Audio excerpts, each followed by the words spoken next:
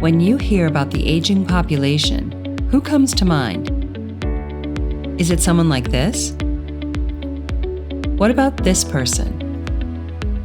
Or this person?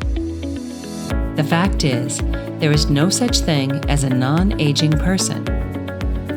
We are all aging, each one of us, every day.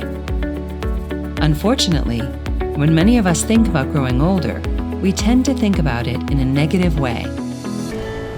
Aging in older adults. Dementia. Decline. Sickness and financial needs. Disability. Cranky and Functional decline. Various diseases and conditions.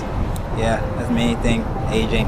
Of course there's some decline, but the truth is that aging is a complex process that includes growth and development throughout our entire lifetime.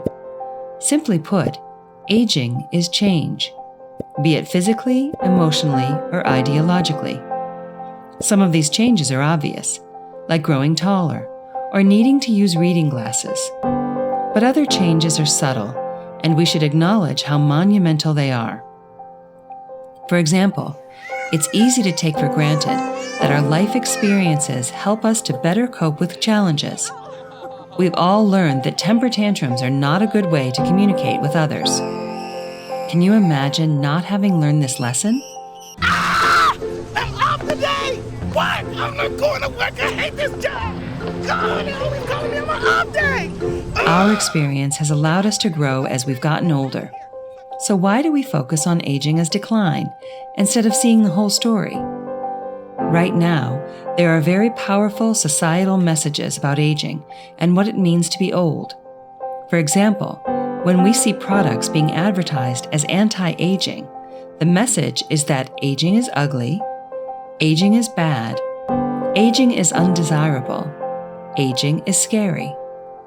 This all comes back to the idea that aging is decline. These messages influence not only how we see older people, but also how we see ourselves, and that has real consequences. The research shows that a negative view of aging affects our well-being. It increases the risk of chronic illness while prolonging recovery time and can even shorten our lifespan. We need to broaden our understanding of aging and distance ourselves from the misconception that aging only equals decline. Take a minute and think about what you associate with the words aging and old. Do you think society has given these words a bad reputation? Do you see yourself as someone that is aging? Think about an older version of you.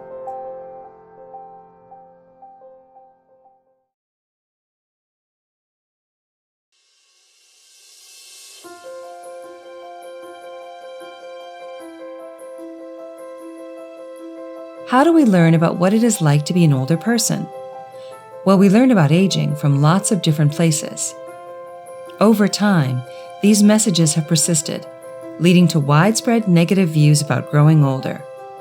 Ageism has become so ingrained in our language and our society that it has become invisible. Ageism, discrimination based on age, is a socially accepted form of prejudice. We are taught that old and young are two separate groups, and you are either one or the other. Youth is often associated with being vibrant, attractive, or capable, while old age is typically equated with being outdated, incompetent, or irrelevant. The reality is that aging is a lifelong process. There is no defining moment when we suddenly become old. Youth and old age merely describe points in our life. They aren't good or bad, they just are. Aging is that process of moving from birth to death. And for some reason, it's only in the last part of it that we call it aging, when the reality is you're aging every moment of your life. I'm 63, so 63 doesn't really seem old to me because I'm 63. But maybe 20 or 30 years ago when I said, oh, she's old, she's 60 years old. I actually appreciate more and more that people around me. I can enjoy everybody. That's part of the aging. So now that you know this, what do you think about comments like these? You look great for your age. Or, good morning, young lady. Or, you haven't aged a bit. What at first glance might seem like a compliment really isn't. Interactions like these occur every day. When the words we use imply that being old is bad, those listening and speaking are contributing to the negative messages about aging. But that doesn't mean that messages can't change. Look at how we once talked about smoking, or about gender roles. Now is the time to change the conversation about aging.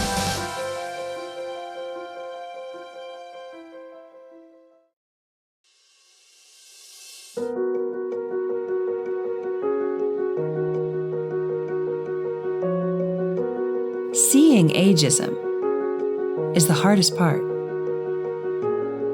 But once you see it, you can't unsee it.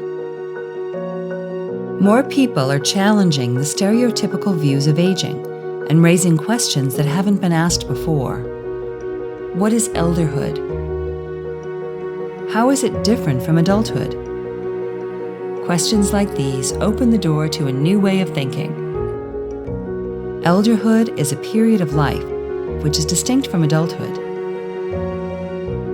There is no one path to elderhood. There is no specific age when we become an elder. Instead, it is the culmination of lived experiences and unique identities. Elderhood includes purpose, opportunity, and development, just like any other time in your life. If ageism is the problem, then elderhood is the solution. There's a notion that successful aging means you are physically active, or wealthy, or retired. We see images of 95-year-old bodybuilders and marathon runners, and that's great. But that is no more realistic than to expect us all to be bodybuilders and marathon runners at any age. Successful aging is as individual as we are. We have to reconsider the way we think about growing older. Recognizing ageism is the first step, but we can disrupt ageism by making small, meaningful changes. See yourself as someone that is aging. Acknowledge elderhood and talk with people about their goals and purpose. Share what you've learned with others. Change begins with awareness.